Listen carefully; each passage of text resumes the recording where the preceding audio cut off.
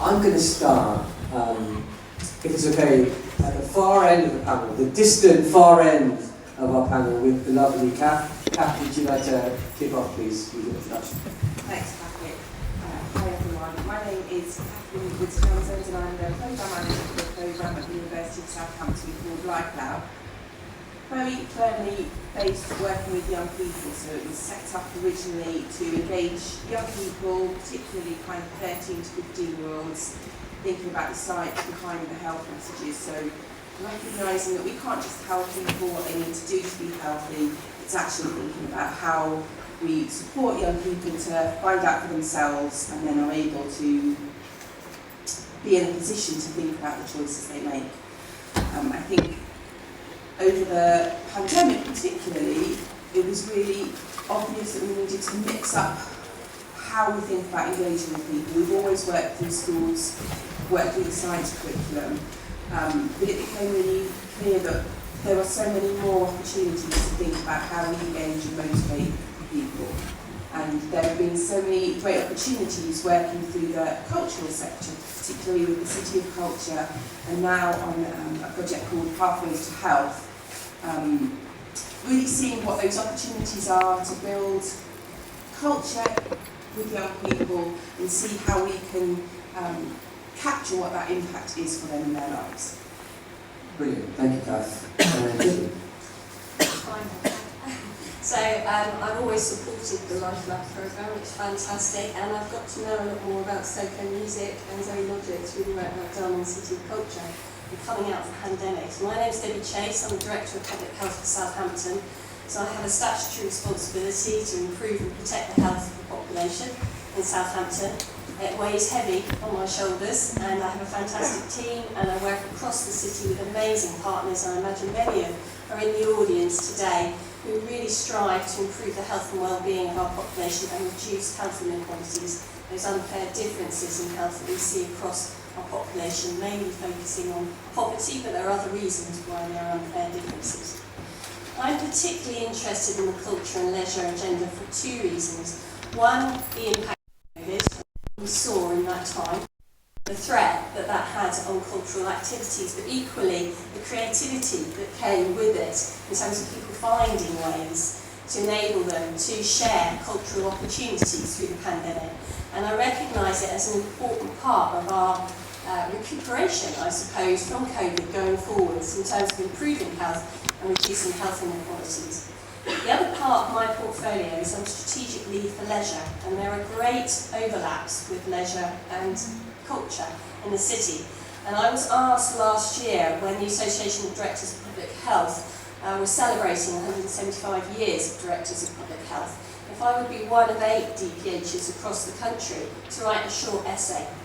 And you can find this on the Association of Directors of Public Health website, should you wish to. My essay is on the importance of culture and leisure to improve health and well-being. I truly believe it's an important way forward for us. Now, we heard in the first session this morning about parallels between culture and the NHS. Now, for me, I'm on the Integrated Care Board for Hampshire and Isle of Wight, so that's a way that we work together, looking at NHS resources and our ambitions for the future. I'm really keen, as you can imagine, as Director of Public Health, that we have a more preventative approach. We focus on wider determinants. We think about the housing, about education, about employment, about culture, about green spaces, and the impact that has more than anything on health and well-being. And I think there is a parallel, but equally there is a call on the NHS to be more of a health service going forwards. It's healthcare focused, understandably. It really supports us in crisis, but we've got to shift going forwards to a more preventative approach. So that's my passion on leisure and culture as portfolios to support us with health and well-being and reduce health inequalities in the future. Fantastic, thank you. Zoe. Hi everyone. This panel couldn't be more aptly named, so just as a disclaimer, in a health-wise, I'm currently dealing with vertigo that affects my speech, which is fantastic when your job today is to sit in front of lights. So, if I lean this way, don't worry, I'm just getting close. And if my words start to slip, I'm still here. So I am Zoe Golding, and I'm Artistic Director of Zoologic Dance Theatre. I've been working in the world of dance for over 2 decades, challenging the perceptions of dance, who it's for, where and how it's seen, and predominantly working with men in dance over the last 20 years. And through the medium of my art form and the way that we work in telling people's stories, it's really been about creating a safe space for people to belong, for people to find themselves. So this idea of culture being, parallel to an NHS service, that's what we spend our entire time doing. And I'll go a little bit more into how and why a bit later, but we're based in Southampton, we're here at MAST, and really happy to be here today. Thank you so much. And Matt? Hi everyone. I think it's just really useful to know that we can't see you at all unless you're using the Slido app, and then there's like that ghostly white face. So we encourage you to do that because that would be quite entertaining. What we can see is a massive clock in front of us counting down, which for me is really intimidating. But we'll see how we get on. So my name's Matt Salvage. I'm the Chief Exec of SoCo Music Project. We're a music charity based here in Southampton. My office is literally just there. So if anyone wants a custard cream after this, I've got a whole packet. So we've been around since 2008. We originally were a non-profit organisation, and in 2020 we became a charity. Our whole ethos is around using music to support health and well-being and progression for people of all ages. So our work reaches many different people in the communities in which we serve, including early years. We do a lot of youth programmes, we work a lot within youth justice, and we have quite a strong adult and community learning programme. So we've often over the years kind of thought about calling ourselves a wellbeing or health and wellbeing organisation, but actually core to our work is music, so we've never strayed away from that, and we actually are really committed to being a music organisation. But what's really helpful is to understand how that impacts on people's health. I'm sure we're going to come around to that in a bit. As a spoiler, it can be really core to our health, arts and cultural practice. Sometimes it can be a bit difficult if we try and separate it and think about transferable skills and things, but it's actually intrinsic. So we'll come back to that in a bit, I'm sure. So I'm really excited to be here today to be talking about how culture and health sort of collides. Great panel here to be sharing some of those thoughts with. Looking forward to seeing what questions come up on Slido. Do get on there. I'm doing your job for you, actually. You are, Matt. Sorry. I can leave if you want. No, that's fine, it's fine. You stick around. Thank you. So we're really committed to continuing to deliver and develop music programmes, and we're now from April we'll be an Arts Council MPO, so that's really exciting opportunity for us to have a bit more security and stability over the next 3 years. Amazing, thank you very much, panel. We've just had our first boast about biscuits. Yeah. That happens, and I think the success of this panel will be how many different types of biscuits you boast about. With the custard creams, we'll see what else comes out. The rest of the panel. Just a question on Slido. Does everyone have the app? And is everyone able to ask questions? If you can, yes. Okay, brilliant. Sorry, just my friend over there. If you're able to tell me at the end what the questions are, because I don't have it, so that would be fabulous. Thank you very much. So we'll start in the customary fashion by asking the first question, and I think we might start in reverse order if that's okay. So I'll start with young Matt here. So first question is, how can culture be leveraged to improve health? And just again, you've got about 3 minutes each to answer that question. Yeah, great. Rather unhelpfully, I didn't read the pack before today, so I literally saw that question like about 30 seconds ago. So I might be leaning over and talking about how dance can impact health. So I think what's really important is to understand sort of what the strengths are in the city around the cultural provision, and how there is a really strong understanding within the arts cultural sector around how we can improve health outcomes for people. But there's something really key there around the funding structures that are in place, the projects that happen within Southampton, and our partnerships that we have with health providers, with other community organisations and local authority, etc. So, just want to refer again to that question. How can culture be used to improve health? Yeah. Okay, leverage to improve health. I mean, wow, what a question. I mean, I think so for me, personally, like, music is really important for me. Music's kind of my thing. I do a lot of singing, actually. I do like vocal improv, which can be as weird as it sounds. So for me personally, I really understand the impact, as I'm sure we all do, of arts and cultural activity on our health. It's stuff that we do to generally make us feel better. Our work is quite often in a specific area of health and well-being. For example, one of our programs is around supporting people in recovery from substance misuse. So our programs that we deliver in that area are really focused on how we can support people through positive, creative, pro-social activity, doing something that they love. And actually, we don't talk about addiction or recovery, but the work actually really supports them as human beings because they're doing something that they love with people that share an interest. Sometimes specific interventions, arts and cultural interventions, are a bit like physiotherapy, to sort of use it sort of within the other health areas. It can be targeted and focused, but you don't like join a gym to work on a specific muscle. You join a gym to support your own health and well-being more generally.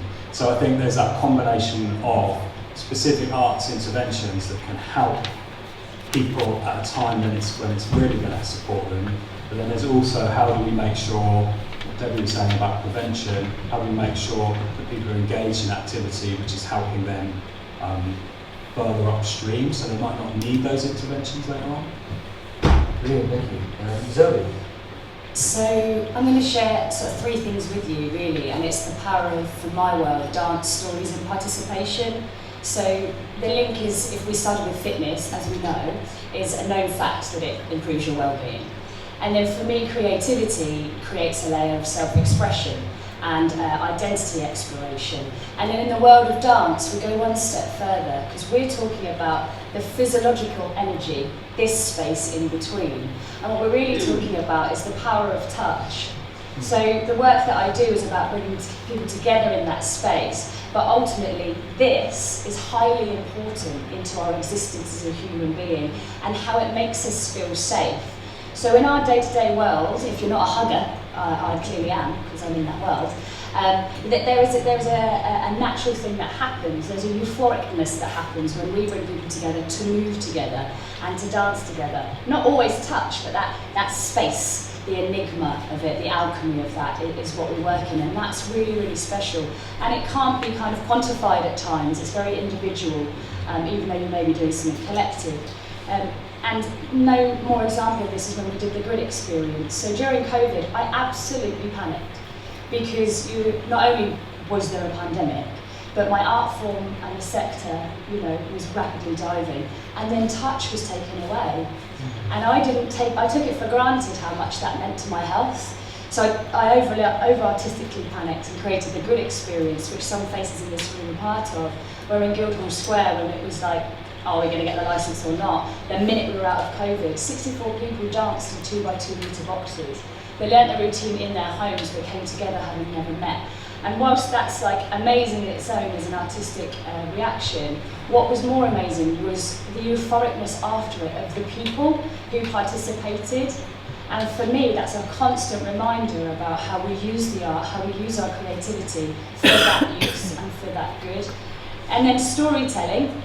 Natural storyteller in the arts, but for me it's about telling people's stories, and we capture them and we work with them to tell. And by proxy of doing that, you're able to create relevance. And in Headfunk, we've got an event called Headfunk that is about men's mental health and shining a light on that. And it's not just the people in it, but it's the people watching it that you can affect their health. So there's no better people to say it than people who've given us some quotes. So I've got one here from an audience member. It was a gentleman that came and said, I've never seen any dance before. I was moved to my core and I don't feel so alone in my thoughts anymore. From a performance that he watched, so it's a transference of what it means to us and how we tell it. And then also through storytelling, through the work we do, there was a young person who would talk about mental health. And it's very, very easy for us to think we can help young people understand their mental health. She was 11 and far more articulate than I was. And very much able, through the safe space we created, she was able to articulate with us her mental health needs, where she's at, what she thinks it's about, and that was just, again, that other eye-opening part where we can't assume that we know more and that young people need our help. Actually, it's again both ways. And then just lastly on participation, which is mega in our world, it's all from within. Just a couple of quotes. So, dancing and being creative with Zoe Logic has unlocked a confidence I didn't know I had. It's even resulted in me reducing some of my medication, as what I've learned in the creative process of how to deal with vulnerability and find courage I've taken into my everyday life. So I think that's some of those transferable skills you're talking about what we do goes out of the room. And then this is a good one for Southampton, I like this one. Thanks to Zoe Logic Dance Theatre, I feel more closely connected to Southampton, and this adds to my happiness here. So yeah, that's us. And that's Wonderful. Thank you very much. Oh, you know, listening to you, Zoe, reminds me of those days. I saw Dahlia in the break about the Mellor Festival. My wonderful, frustrating job through the pandemic was continually looking at the rules and what we had to stop doing and trying to balance the risks. So things like talking about stopping Mellor Festival, stopping dance events was heartbreaking for me because I was always aware of the risk that it played. So there was the threat that we obviously had to take as paramount, but alongside that I was thinking about the consequences and what we were losing. It's so important that we get that back in recovery whilst keeping safe at the same time as much as we can. I imagine many of you in the audience will be aware of, if not, it's worth looking at a parliamentary report that was written back in July 2017 on creative health. That's got what I've seen as the strongest review of evidence base in relation to culture. So what culture means from a multitude of angles, dance, music, art, pottery, you name it, in terms of the benefits.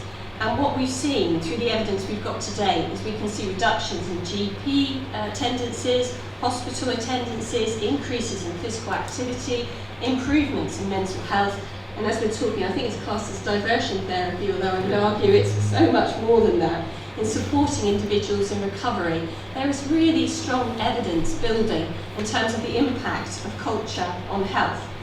How can we leave a change in terms of improving health? I've thought about this. I think there's a number of things.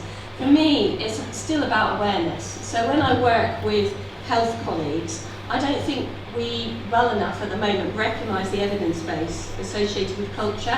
So is a GP, for instance, considering antidepressants against some physical activity, against a dance opportunity? Are we really taking it seriously enough in terms of an option for individuals at an early stage to support them?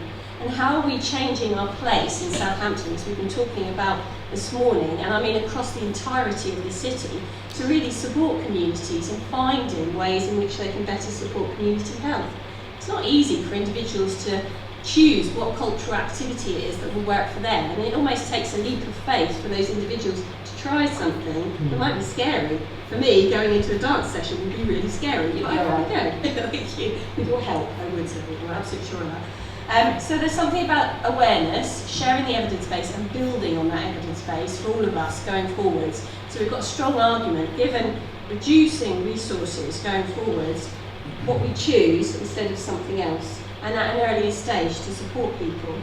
I think we need to better share what's going on across the city. There's loads of great stuff. The more I look at the wonderful groups that are forming, do we really know what's going on across the city? Are we really raising awareness well enough? Are people aware? Are communities aware? And then linked to that is facilitation. So for someone to go along to a dance group or to a music group or an art group, they're going to need a degree of confidence to just go along and think, okay, I'm just going to have a go at this. Or to go along to a theatre, or that can be a really big thing for some individuals. So how do we facilitate and support that? And then for me, I think as DPH, it's how we flip it, that culture and leisure is almost seen as a luxury item. that the essentials need to be done first, and therefore it's an option that we can consider if we've got enough money. No, it needs to be seen as essential. So for me, I think that's key in terms of levering that change. Thank you very much. Fantastic. Yeah, cultures, infrastructure would be a transformative thought. Kath. Thanks. So it's really fascinating listening to everyone and then start thinking, oh, what am I going to add to this? But one of the things I think with the work we do with LifeLab is it's historically all been about understanding the science behind health messages. We're very much kind of driven by wanting to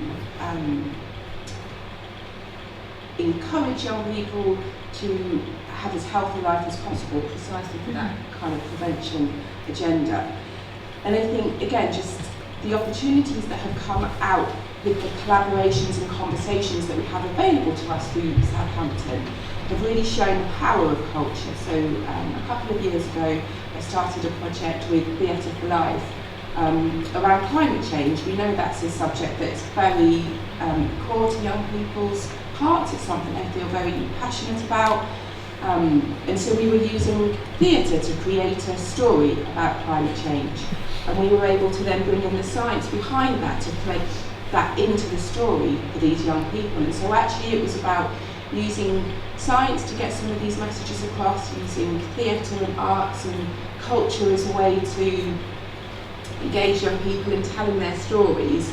And it was just that really wonderful partnership between the two disciplines coming together, I suppose, that showed the potential that we could, of how we can use culture more in the work that we're doing.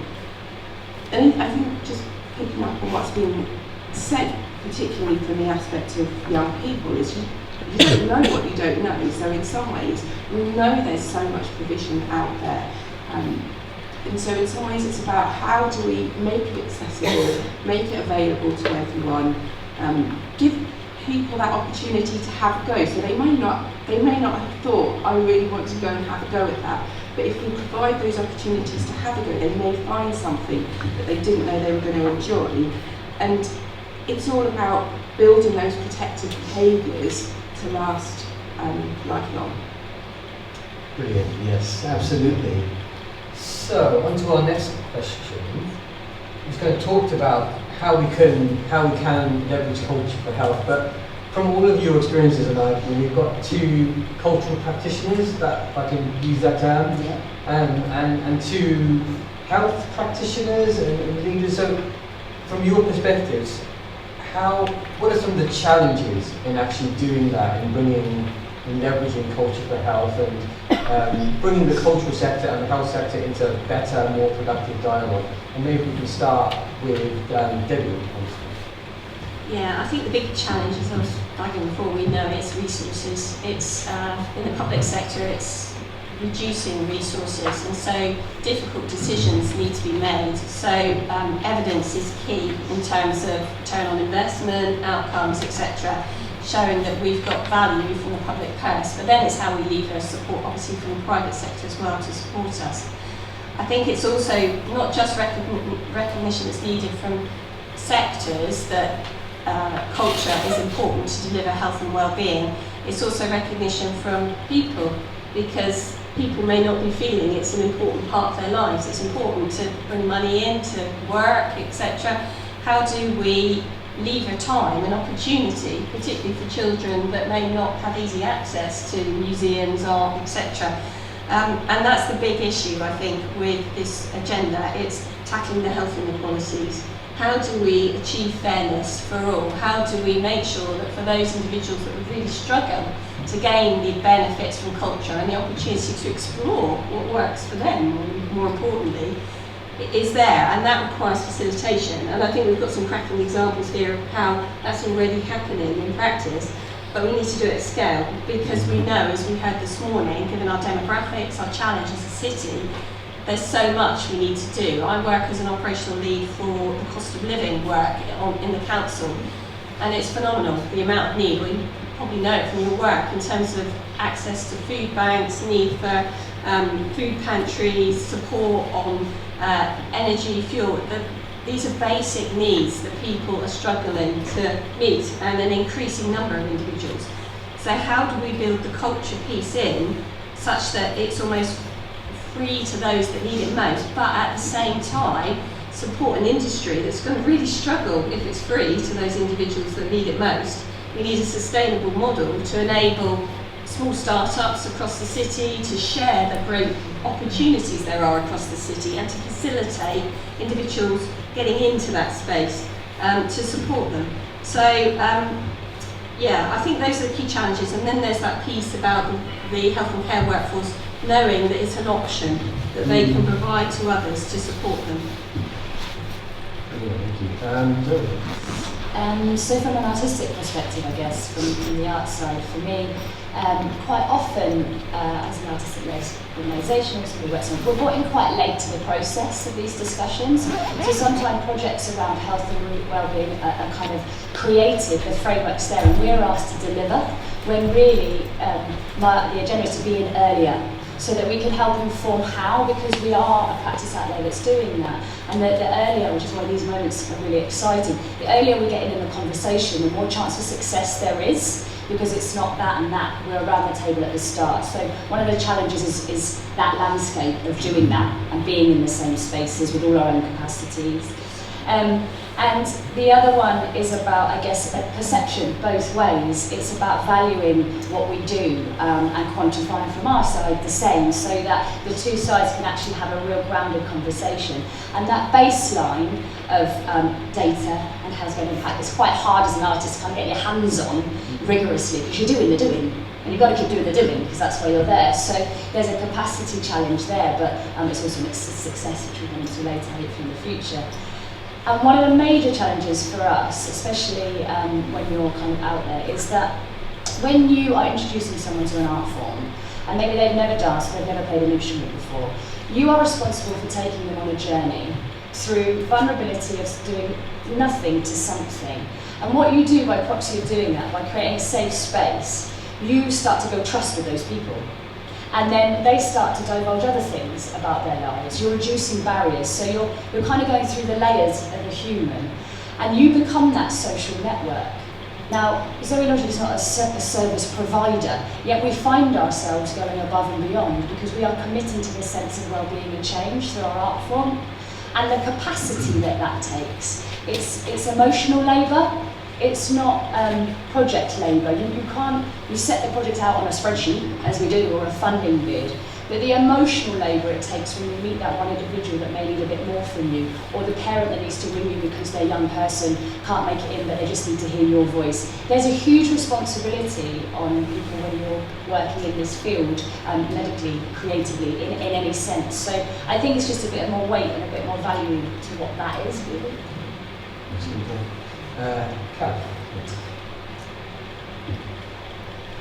I think there were some amazing opportunities that are happening. I think the challenges, it does kind of come back to actually how do we generate a shared language so that we can collect the evidence that we need to collect and it be shared in a way that it needs to be shared. And I suppose one of the things that I've been reflecting on from being involved with the Pathways project, which is such a privilege to be involved with that project and to have all these different people in the room giving up their time and sharing their stories, is that opportunity to all get around the table together and have those conversations.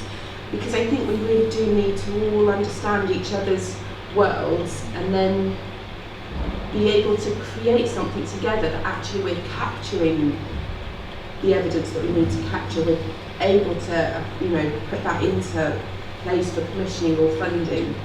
Because I think it's such a lot of work needed to do it. So for you doing the do on the ground, delivering those, the work that you're doing, it's really challenging to then also having to be capturing all the data and then translating it into a language that funding bodies want to listen to and stuff. So I think we have this real opportunity in Southampton to bring people together to share those experiences and learn from each other. Yes, Matt. Yeah, I mean, really interesting, just sort of reflecting on those last two comments, really. I mean, there is, as an organisation that is focused on doing the best delivery we can, it's really important that we measure our impact and that we evidence well what we're doing. And we do that. Even we go above and beyond actually quite often, because with a lot of commissioning, it's just about numbers, really, to be honest. Quite a lot of commissioning work that we do. So our City Council funded adult and community learning programme, which is massively impactful, and we love doing it, and it's really supports people in the community. We're mostly delivering just numbers of how many people we've worked with. It's kind of payment in arrears. We have to manage quite a significant cash flow because of that. So some of the structural stuff's problematic, and also the actual evidence required is minimal. So what we're doing is we're writing evidence and impact reports above and beyond what we're being asked for. So there's some interesting stuff there, and also sort of two other points really. It is a big ask for us as arts organisations to be getting our language right. So we're talking the right language for health providers. It involves a change, and it's like a new skill set for us. And even being part of some of these really great programs like Pathways to Health, that takes our time as well. So there's a lot of our time goes into not only the reporting, but also the developing those partnerships so we're talking the right language. And then also raising awareness is a big thing that we have to do. So the idea of healthcare practitioners having a greater awareness of what's going on in their communities. Quite often that falls down to us as practitioners to be highlighting what we're doing. We did a project funded through CAMS, Children and Adolescent Mental Health Services, to support young people, and we delivered a really, we had built a really great offer, but numbers were really low. And there was some disparity between the commissioners of that project and the CAMS professionals that were out there working with young people.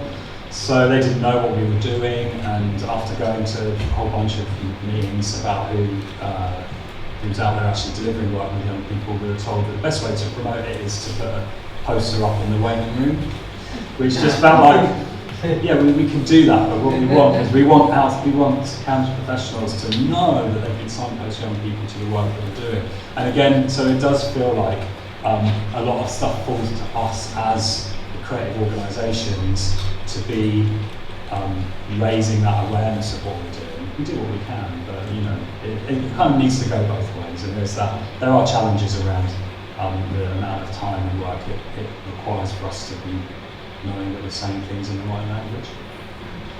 Yes. Can I just add Yes, one more thing as well? yeah. Sorry, I was just going to picking up on something you said, Zoe, about around the sustainability. You build these relationships with these communities. You need to be around to follow through on that as well, don't you? So absolutely, it's about how to build in sustainability.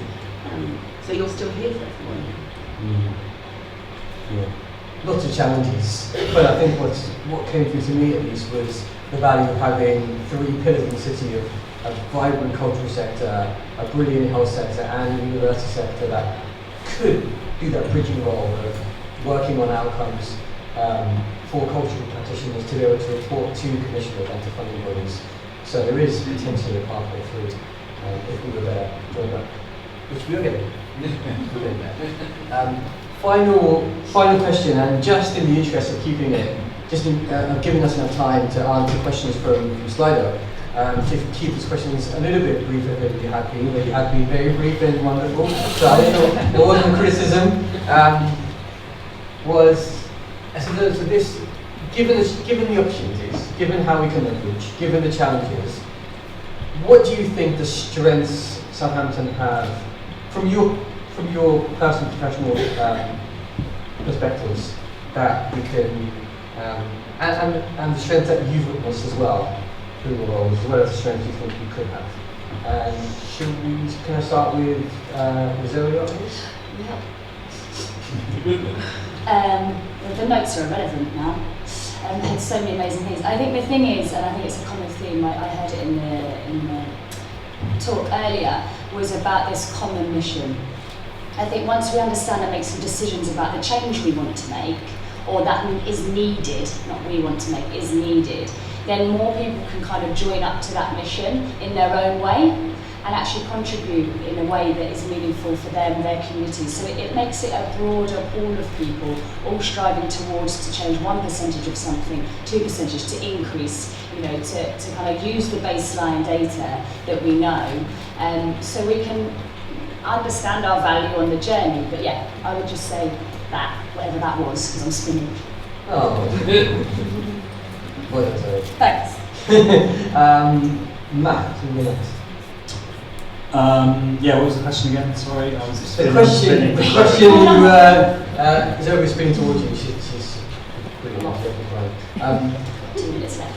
The question was about Southampton's strengths. So what strengths does it have in order to be able to leverage culture? So, I mean, there's a really strong cultural sector. What's quite interesting in Southampton is that, we're not a massive city, and the cultural sector it probably punches above its weight, actually. It probably feels like there's a lot more than there is. There's a good coverage of pretty much everything, but it's quite a thin crust, if that makes sense. So there's kind of some really, really strong offers, but if you take away some of those offers, then there's a big gap.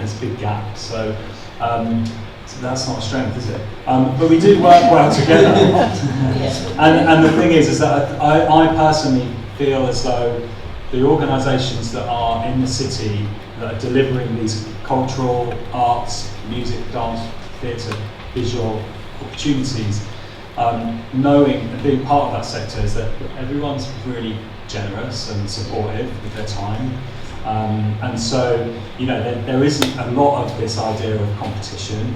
I like to think that we're all supportive and we'll help nurture stuff as it comes through in the city. So, I think if people want to progress and develop the offer even stronger, I don't think anyone's going to be protective about their areas. I think we'll all be really supportive of other people helping that offer become sort of richer. And I do think that also the commissioners, the people in the room who are there to talk about funding and fund work and to work on strategy outside of the arts sector are actually really interested in what we've got to say and really want to have stories. We're really good at telling rich stories, so that feels encouraging. Although a lot of the systems are around numbers, there's a lot of desire to hear those stories, so that's positive. Kath and then I think a lot's been said already. I think as a city there's a real commitment to a shared wanting to do something better and wanting to work together. I think there's a real commitment to wanting to collaborate, wanting to talk, wanting to listen and understand how we can work better to provide better health outcomes, better cultural outcomes for the city. I think we have this real opportunity in challenging ourselves to understand what the barriers are and then working together to overcome them, drawing on each other's strengths. Yeah, I think we've got the ingredients, and it's fantastic across the city, the way we're all connecting right now. When we're thinking about health and well-being, we're thinking about the economy, tourism, we're thinking about how we live in the city, how we gain the greatest benefits. We've got all the ingredients. I think we know our population well. Look at Southampton Data Observatory, it's brilliant in terms of understanding our population situation in relation to health and well-being.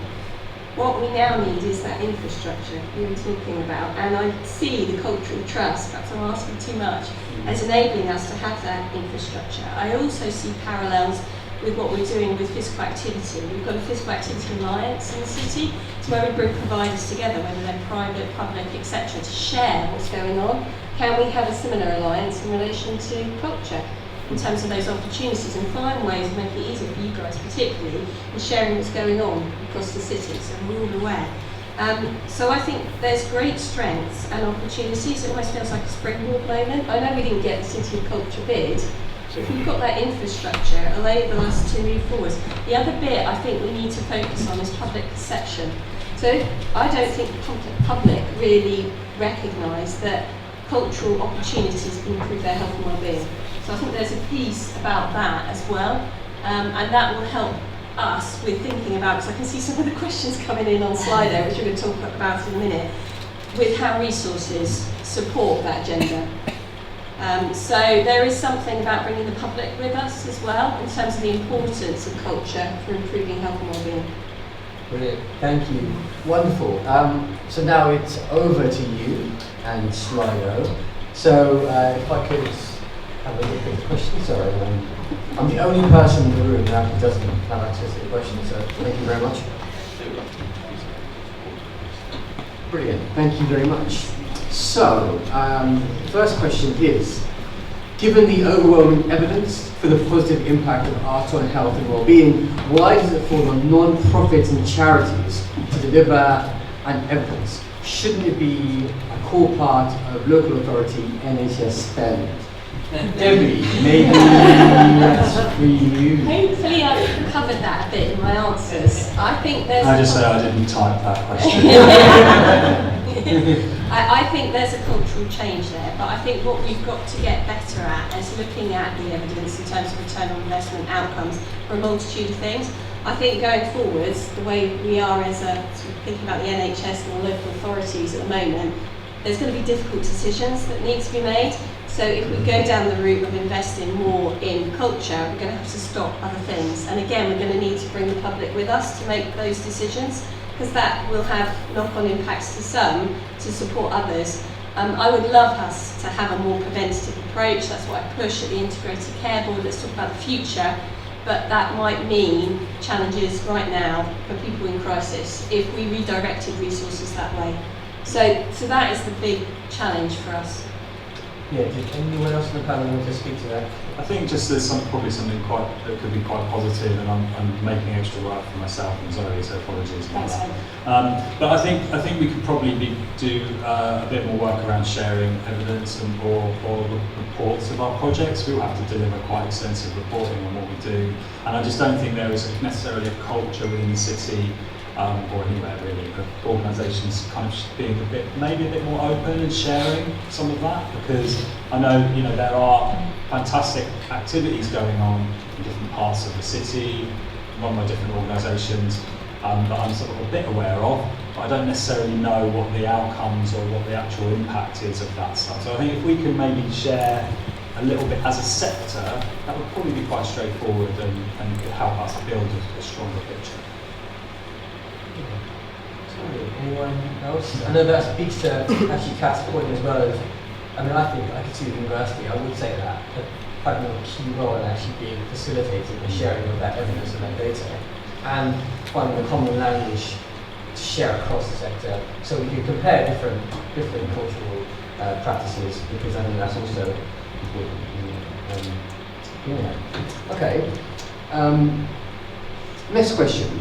If a preventative approach is the way forward for health, should ways be found to ensure appropriate access for all to the arts to facilitate this, so that both financial and physical barriers are removed? I think this is a rhetorical question, really, but it's a good challenge, and it comes back to that health inequalities piece. So again, we need to think, if our core principle is going to be about fairness and reducing health inequalities, how we manage that from a business perspective as well, so that we can support opportunities for cultural experiences across the city, but we make it easier to reduce those barriers for individuals who struggle to fund it or struggle to see it as a choice or an opportunity. So that will require some work, but if we're all committed to that, then we can make it happen. Zoe and Matt, have you found that as a barrier? Could you repeat the question? Yeah, of course. And the question was, if a preventive approach is the way forward for health, should ways be found to ensure appropriate access for all the arts to facilitate this, so that both financial and physical barriers are removed? Yeah, absolutely. That's pretty much what Zoe Logic is and why it exists. And I think it's the time it takes to understand those barriers and to really know the motivators from the people you're working with, not the ones we assume they are. And I think it's that investment which is the challenge, because that's a long-term investment, not a short-term project-focused one. So really getting to grips with that means that, there's more resources needed in the research up to it to really be able to effectively, on other people's terms, of what they need doing. Yeah, and I think, lockdown, a lot of people experienced that opportunity to engage in stuff online. It was really, really easy. And I think a lot of us were like, wow, the world's different now, we can do everything online. And then as soon as we were able to come back together, we were kind of ditched our Zoom clubs and things, and which is fine, we needed to come back together as people. But I think we learned a lot about how we can make sort of opportunities more accessible in a digital realm. But also learn a lot about how some people can't access stuff through digital as well. So that was a really interesting learning point. I feel like we're still coming out the back of it before we've been able to sort of pick apart that learning. But yeah, I mean, absolutely. I think that idea around looking at where those challenges and barriers are is really key. A lot of it is about visibility. And then, because some people might not be able to access, but they might not be able to know how to make that point. So it's sort of where are the points of access and where are the opportunities to express challenges or barriers around access. I was just gonna, and just to add on to that, I think it's about the resourcing and capacity, right? So how. If you're getting kind of short-term project funding to deliver a particular project, actually there needs to be some sustainability in there to be able to do that awareness raising and providing that kind of really holistic approach. So yeah, I think if we want to see culture as a way to support a preventative agenda, we really need to think through how we facilitate that. We've got a wee bit more time than I've bargained for, which is good, because I've got a question for all of you to round this off, but you've only been given 20 seconds, so I think that's a little bit harsh. You've got brilliant things to say, all of you, so you've got a little bit more time, if that's okay, to answer this question. And so the question is, if you had one piece of advice for Southampton, and I guess that means all of Southampton's civic institutions, as well as perhaps all charities and NGOs and local authority, if we're thinking about Southampton as a whole, what would that advice be? Okay, one piece of advice for Southampton, what would that advice be? Matt, would anyone else? You well, ready? I'll start, it's fine, I'm not ready at all, no, but let's see what I can conjure up.